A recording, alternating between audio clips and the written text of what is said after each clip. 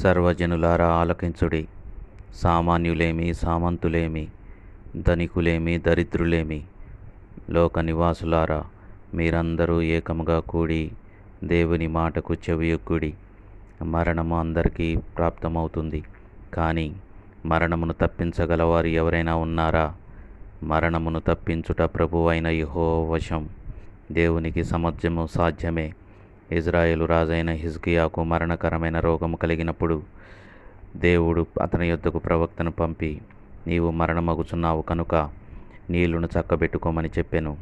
అప్పుడు వెంటనే అతడు తన ముఖమును గోడవైపు తిప్పుకొని, యెహోవా, నేను ఎలా యథార్థముగా ప్రవర్తించానో, నీ సన్నిధిన సత్యముతో నేను ఎలా నడుచుకున్నానో, నీ దృష్టికి అనుకూలంగా సమస్తమును నేనిట్లు జరిగించితినో కృపతో జ్ఞాపకము చేసుకొనమని కన్నీళ్లతో ప్రార్థన చేసెను. దేవుడు అతడు కన్నీళ్లు విడుచుట చూచి అతని